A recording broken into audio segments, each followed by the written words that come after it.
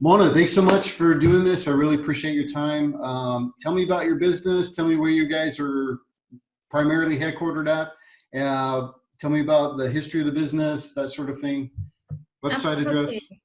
address. Hello, and thank you for having me today. It's super exciting to be chatting and connecting during these challenging times. We're actually founded and based in California. We're a fine jewelry and engagement ring company that really focuses on sustainability as a core value, quality of our products, and we focus on innovation. We're based out of LA, and we have also showrooms in San Francisco and New York. Obviously, at this moment, everything is turned into virtual. Right. We are one of the very few jewelry and engagement ring companies right now that's operating, that's vertically integrated, which means from the moment the diamond starts growing to the moment it's in the hand of the consumers within a piece of jewelry or an engagement ring, we control the entire supply chain. Nice, nice. And what's the website address and the company name?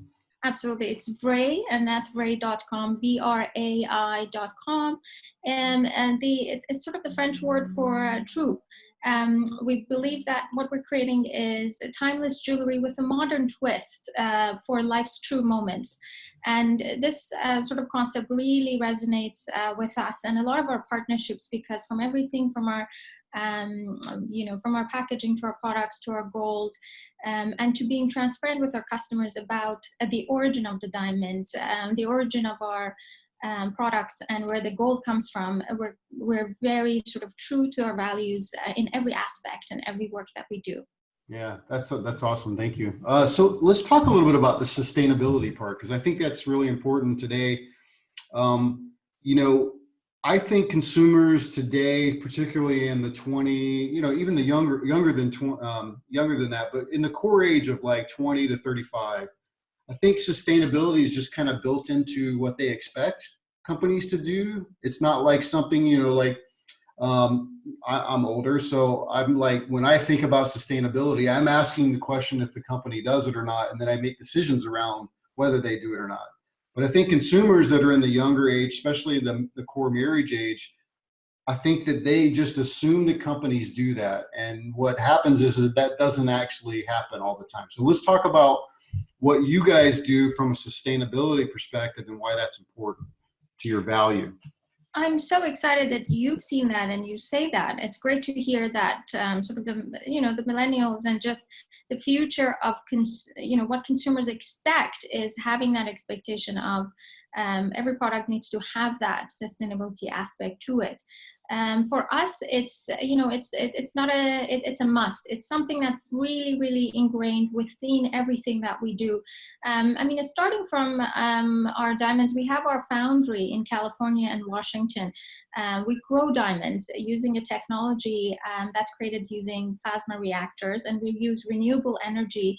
The diamonds grow over a few weeks, so the origin of the diamond is completely clear and where it's coming from. And on top of that, we took a step and we got certified to be the first and only carbon neutral diamond producer in the world, which is quite interesting. That means we went through an entire audit of all of our technology, our processes, even our employees driving to the office, and went through all of that sort of audit on the supply chain to really truly certify our diamonds to be sustainably created. And to tell you the truth, that also trickled into our gold, and our supply chain looked at recycled gold. So everything we make is with solid gold, and it's all recycled with our packaging. All of our packaging is recyclable, compostable, and reusable materials, which is a little bit more, it wasn't what the jewelry industry traditionally was doing. You would usually get your diamond engagement ring in a velvet box, and you didn't really know where it came from and whatnot. So very exciting for us. And again, in order for us to really educate the customers around that sustainability, we also took a few steps on certifications. So we certify our diamonds. Obviously, we have diamond foundry manufacturing certification, this certification just shows that the diamond was actually created in America. You can always come back and upgrade your diamond with us. The value is retained and stays with the diamond. And we also certified the diamonds with third parties. So IGI is an institute that certifies diamonds based on their 4Cs: color, clarity, cut, and carat size, with GIA gemologists. And so we went through all of that process to truly go beyond what sustainability just stands for and apply to every aspect of the business. That's awesome. That's awesome. So tell me a little bit about how you guys got started. I mean, how did you even get started in this business? Absolutely. I mean, it's interesting for many. We're very excited to be in a place and time that we can offer this offering to consumers. The fact that we grow diamonds was the first initial inspiration. And then looking at the market, we saw that for customers, there isn't that much options when you're purchasing engagement rings. You've got really two ends of the spectrum. You've got the luxury legacy jewelry brands that come with absolutely great quality and whatnot. And then you've got the other end of the spectrum, which is the sort of your marketplace stock rings that come with a great price. But there isn't something in the middle that's really catering to quality, something that's a bit more innovative. And innovation comes in various ways. It comes in, how modern the design of the piece is and how well it's made through sustainable processes, through renewable energy, through, a zero carbon footprint production of diamonds. And also steel has great value. You're not sort of competing with you're not having to pay the luxury legacy pricing point that you used to. So there we saw a really good gap. And naturally, it made sense for us to really bring the diamonds out as a jewelry company and pass it on to consumers. And it's for us, it's been interesting. Again, as you know, we are an online business. Yep. So we sell all of our jewelry online, and we ventured out to pop-ups. So we would go from city to city and we would do this fabulous pop-ups where we connect with the consumers, and customers would come in for engagement ring appointments just before Christmas in New York and Chicago and San Francisco. And then we saw a great pickup. People were just coming in, and we would get these appointments, and these pop-ups would get booked up 4 or 5 weeks in advance. And nice. It was wonderful. So we kind of sort of decided to move towards deciding to have our first flagship store in Melrose Place in LA later on this year. Okay, good. Of course, these are challenging times, but hopefully as we move back towards normal life at the end of the year, we'll move towards having a flagship store that's, a showroom where people can actually go look and touch the products. But again, going back to why we decided to sort of open up the website to the world was truly there was just this gap for the modern consumer that's looking for something that they can have education, they can have information, and it really resonates with their values. Because as you know, the concept, I mean, you see this every day, the concept of luxury has changed. Yes. Luxury is knowing where your product came from. What was the impact of that product on the environment and the human tools of making that product, which is what people were not getting with mine diamonds. Yeah. So was that like the inspiration for growing diamonds? Was the whole human toll factor and the process of, because it's difficult, right? We don't see that part of the industry at all, right? I mean, probably for reasons that they don't want us to. But was that inspiration for growing them? Absolutely. As you know, that the diamond pricing is one of the most complicated aspects of purchasing a diamond for consumers and for people who are trying to buy an engagement ring. And it's this interesting black box of why are diamonds so expensive? Are they really rare? And it's all because of the way the mining industry is set up, and there's so many middlemen. This diamond changes so many hands. First of all, hard to know where it came from. Second of all, obviously the price changes quickly, and the human and environmental toll of mining on all these communities that has been there. And it was one of the biggest inspirations for us to actually do this through technology. Yeah. But, it doesn't mean that it's quite, as you mentioned, it's quite technically intensive. We're talking about, fusion technology and plasma reactors. It's very difficult. Some of our founders are MIT and Stanford engineers, which have worked years on this technology. But for us, it's really close to heart, because as we see a future. Yeah. No one has to mine diamonds, because there's no reason to have those human and environmental tolls if there's with being able to do it in a more cleaner, more sustainable manner. That's right. Well, and today there's so many people that own gold and things like that already, gold jewelry. It's very easy to have that recycled and be able to use the recycled metals as part of the ring making process. So it's actually the perfect time for that type of thing to be happening. And from our end, it's we think that, there is a market. So there's both exist. Mine diamonds and lab created diamonds exist. It's our job to really educate the reason this should be important to consumers, and we do that often with partnering up with a lot of the causes that address specific issues, environmental, community, and human issues, whether it's endangering species, whether it's affecting the quality of the earth in certain areas, whether it's polluting the water, whether it's emitting carbon dioxide. There's various charities and foundations and work that we do and partner up with in order to create that education. At the end of the day, it's not going to happen overnight, but already we've seen a huge shift in the market where people come to us and say, I've been looking for a sustainable engagement. I've been looking for a sustainable diamond, and I've been searching for this solution. So that's great to hear.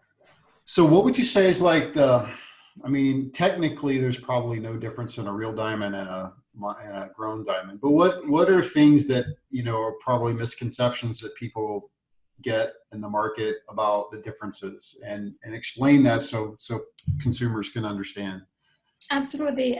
So a mine diamond and a lab-grown diamond are atomically exactly the same. So to a naked eye and even a jeweler's eye, you can't tell the difference, because the lattice of a diamond is created from carbons, and it's exactly atomically and the same material. It's interesting, FTC about 2 years ago also came out with the regulation that a diamond is a diamond. It's sort of a great credibility for the fact that from a material standpoint, it's exactly the same. The only difference is the origin. A mine diamond actually came from under the ground, and a lab-grown diamond is created above ground or through different technology. However, not every lab-grown diamond is the same. So not every lab-grown diamond is sustainable or ethical or has no impact on the environment. And that's sort of the second level that we've been, trying to educate the consumers about, because some lab-grown diamonds are actually created in a very, fossil fuels intensive way. And there's different methods. I won't bore you, but there's different methods of growing lab-grown diamonds. One is called HPHT, one is called CVD, and the machinery that's used could potentially take a lot of fossil fuels and coal for burning and heating up in order to create that diamond. A diamond is created under high pressure within a plasma reactor. And so to create that high pressure, you either need renewable energy, which is how we use and recreate the diamonds, or you need extensive heat. And that extensive heat turns into pollution and a lot of carbon emission. So really, you kind of have to, as a consumer, not to make things more complicated, but you just have to look at the certification of your diamond and look at that origin place and make sure you know the origin of your lab-grown diamond. We label our diamonds as created in America, and we label that sustainably created because of where it's coming from.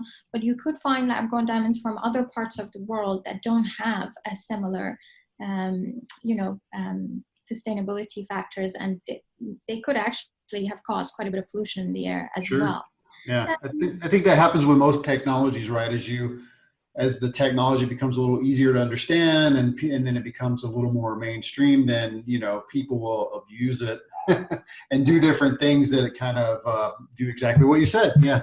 Totally. And the other great thing about lab grown versus mined is they're graded exactly the same. So the grading, the color, the clarity, the brilliance, and the fire and scintillation of a diamond, which are the aspects customers are usually worried about, can be completely measurable, and it could be completely identical between a mined and lab grown diamond. Yeah. And I guess, what are some of the other things customers ask you guys about when there's a Well, difference? one of the things I think is kind of a hard for consumers to understand are the 4Cs. And I know the industry talks a lot about the 4Cs all the time, but in my experience, consumers are like, I don't really know what these mean. And I don't know if I really care what they mean. I just know that I want a nice looking diamond or a nice looking ring. So, you know, are you guys doing something to kind of like help consumers understand, or even like kind of move, you know, I think the industry needs different language than the 4Cs. If you want to talk tech talk with the same peers in the industry, great, talk 4Cs. But if you want to talk with consumers, what should they be thinking about instead of the 4Cs? Absolutely. You know, it's complicated enough and an emotional purchase to buy Yeah. an engagement and pick a style, let alone get into technicalities of a diamond and 4Cs. And yes, everyone wants, you know, the best color and the best clarity and whatnot. But when it comes to actual final decision, there needs to be, we have a range of diamonds for different budgets and price points. And truly, sometimes, you know, an H color and a G color truly look the same when it comes to the fire and brilliance. And the fire and brilliance of a diamond comes from the quality of the cut. So how well it was cut and polished. We do our cutting and polishing in-house. All of our cuts are excellent. So there's so much factors that goes into the final look of the diamond. So even Yeah. if you pick an H color that might actually match your budget way better than a G color, it's as brilliant as potentially the more expensive one. So what we've done to help customers, you know, to make that a little bit more simpler is we have diamond specialists that are live on chat on the website that can get on, you know, speak with customers either through live chat or through virtual appointments. And we also have diamond videos of each one of our diamonds. So this is a 360 video of each diamond, so the customer can put one against the other and actually, you know, see the difference. Yeah. In real time, which is fantastic. So for them, they can make the right decision that really fits their budget, their needs, and their style. And they, you know, again, goes back into really, we encourage people to speak to us and talk with a diamond specialist. Sometimes it's about the setting. So if you have an H color diamond, if you set it in a yellow gold, it could potentially look as brilliant as an F color. So really, as you mentioned, we encourage always the consumers not to get too caught up in really understanding the 4Cs and what they are and whatnot, rather than really focus on the style, the budget, and also focus on the quality of the diamond. And one more thing, to focus on the post sales. So the post sales and the care package that each engagement ring or each brand or jewelry company is offering them. Because once you buy your engagement ring, there are going to be stuff you need along the way. This is a piece you're going to wear every day.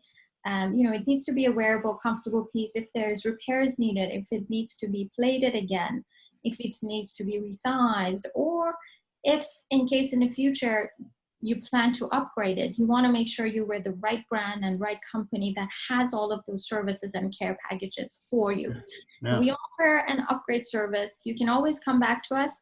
For the full value of your diamond, we offer a credit back, and you can purchase another one that's larger. And you can also, there's a lifetime care package for our diamonds and engagement rings where and wedding bands, where you can come back and always get it replated, you know, cleaned and Nice. whatnot.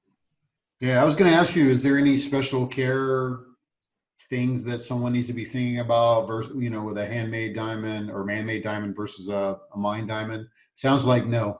Absolutely not. But definitely pay attention to what the producer's warranty is. There's not that many producers, and even a third-party grading agency. So even a third-party grading agency doesn't warranty their grade beyond a certain point, but we offer lifetime warranty on our diamonds, and the quality, the cuts, the color, and all the specifications of a diamond. So you can always come back if there's an issue. Awesome. We do this because we're so sure of how it was made and the cut and the polish and whatnot, but we also want to make sure the customers know this, as you mentioned. There is no special care. There is no doubt that this will be as beautiful and as durable as a mine diamond. Yeah. There's no question. Yeah. Awesome. Let's switch gears a little bit. Talk about the business side of things. For you guys, I would say that sustainability is the thing that's worked well for you guys. But is there other things besides the sustainability piece as a business owner that has worked well for you over the past few years? Absolutely. Really working through the online growth of the website and getting to know customers online and what their journey has been. It's been fantastic for us. It is a tough time, to be in retail, especially jewelry and diamond retail. Obviously, these times and challenging times, we've been super lucky to be able to weather that challenging time because of our online operations. And it's interesting, as you know, I mean, wedding and an engagement is not a seasonal thing. It goes on all year round. Yeah. And one thing that, to tell you the truth, we started as a jewelry company. VRAI started as a fine jewelry company, and we slowly over the past 2 years shifted the business model to really focus on engagement rings and wedding, and really offering that to our customers. So we, that's worked very well as a business for us, because again, jewelry can be super, fashion based or, seasonal and whatnot. So that's one thing that's definitely worked for us. And also expanding the online experience has been a big focus over the past year. We spent quite a bit of time and energy and resources on improving our website and e-commerce experience, and to really differentiate it from traditional marketplace engagement ring purchasing, to make it easier for someone to go through that decision. This is not a purchase you make in one day. You come back to the site 10, 15, 12 times, looking at different settings, looking at diamond inventory, asking questions multiple times, wanting to see the product virtually as much as possible. And we created quite a bit of customization options where customers can pick and choose the style of the ring, pavé or plain, different metal colors, and pick unique diamonds off our inventory. And we have more than 14 styles that can come in over 1,500 variations, but into a customizable user experience to really help them. So imagine if you walked into a large jewelry store with aisles and aisles of different designs, but bringing that to an online experience. And that's a major shift in, in the business and in the company. And that's kind of worked well, I guess. Yeah. Well, it's good that you focus on that, because that's where your presence is, right? I mean, if you have an online presence and that's your main thing, then you should make that experience as easy as possible for people to do business with you. And if not, then you're missing out on opportunity, I think. True. It's definitely a long road. You can always improve and improve. That's right. Software always has bugs and issues, but that's been a big focus for us when it comes to it. Yeah. So outside of today we're having to deal with the coronavirus and stuff, but outside of today, what would you say have been your biggest challenges over the past couple of years? Absolutely. Great question. Education, obviously, around lab grown versus mined, especially in the past 2 years, as the category of lab grown diamonds have been elevated and more aware of in the world, especially with FTC's ruling. And as consumers are looking for this option more, they want to buy a diamond they feel good about. As all of that has gone, obviously the competition has doubled their activity, not so in the Yeah. space. So that's definitely challenging, when it comes to resources, marketing, education. Sure. It's the classic Coke versus Pepsi. It's Yep.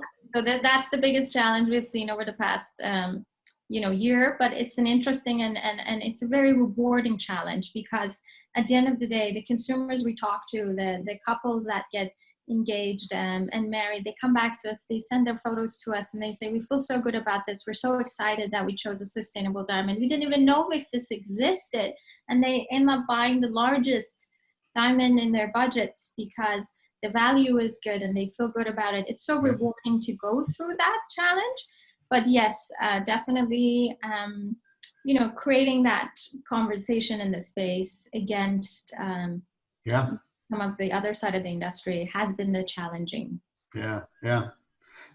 So Mona, if you had to go back and tell yourself something 3 years ago, what would you go back and tell yourself business wise? Great question. Great question. Focus on engagement and wedding sooner than later. And definitely, you know what, it's go all out there when it comes to marketing and education. We started to be very cautious about it. We started Yeah.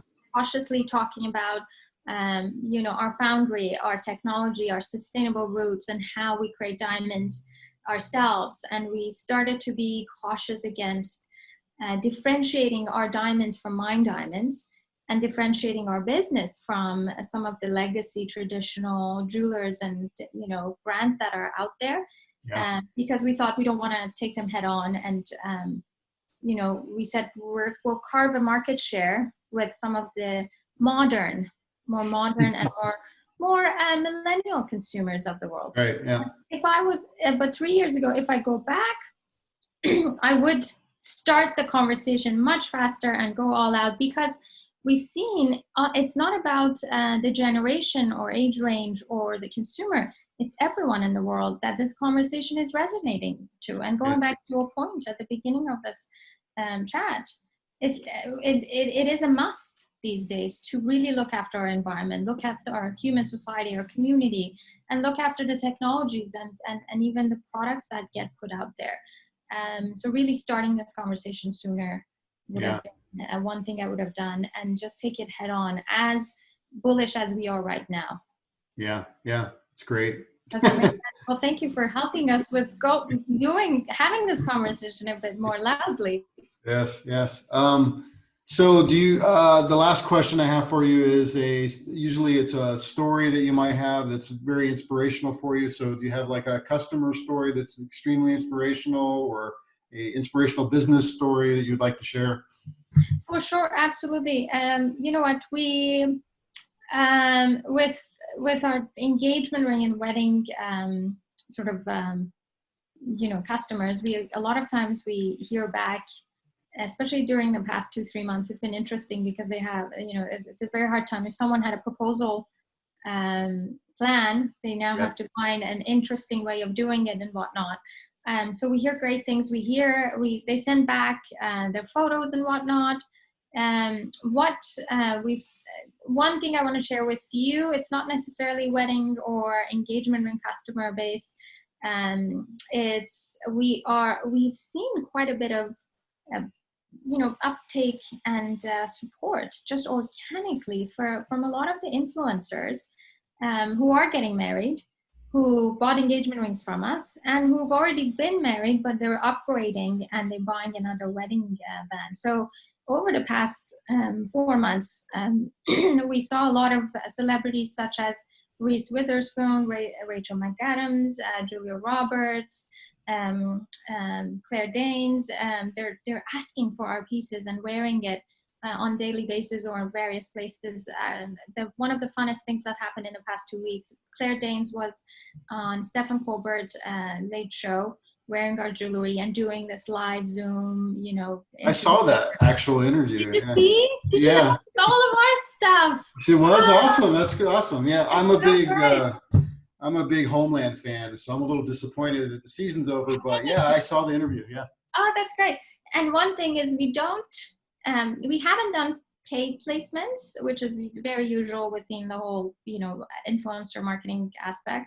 Yeah. A lot of this is organic, and it's just fantastic to see people who are influencers resonating with buying pieces that are sustainable and wearing them and whatnot. And one thing we're doing for Mother's Day, which we're very excited about, is we're partnering up with CHLA, Children's Hospital of LA, and auctioning a number of our diamond pieces and tennis bracelets to help with the frontliners and healthcare workers Oh, over that's the awesome. next couple of weeks. That's super exciting. We're all excited about. And a number of influencers are joining us with some of these efforts. We're also partnering up with No Kid Hungry to give back a portion of our jewelry proceeds to them. No Kid Hungry is a cause that's really helping the children that are out of school right now and not Yeah. getting the meals they need. One of the, we're partnering with Petra Flannery, who's the stylist, Hollywood stylist and celebrity stylist of a number of these wonderful folks. And she styles Emilia Clarke and Kate Blanchett, and they've been wearing our pieces. And she is a super mom that has been very supportive of our jewelry brand. And she curated an entire collection for us of our pieces. And Wow. it's always nice to, get pics from a style. I never know what to, I never know what to wear and how to match some of my stuff with wedding bands and engagement rings. So it's great to get a stylist's opinion on some of this. Yeah, that's awesome. Well, I'm glad to see that things are catching on for you guys, and momentum seems like it's just kind of continuing forward, and that I think that's really awesome.